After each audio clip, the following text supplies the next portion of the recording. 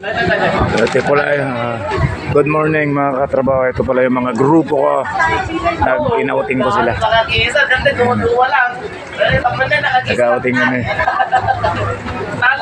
Para ma-relax naman sa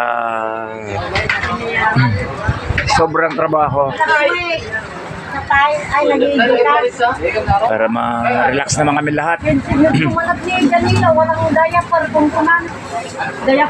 Lahat kami ayan o, yan. Yan yung mga ibang grupo, yan. Yan. Dito sa beach dito sa may Kalatagan, Batangas. Ay, Matapungkay, Batangas. Ito. Mga grupo yan. Yan. Yan yung mga grupo yan. Lahat-lahat nandito.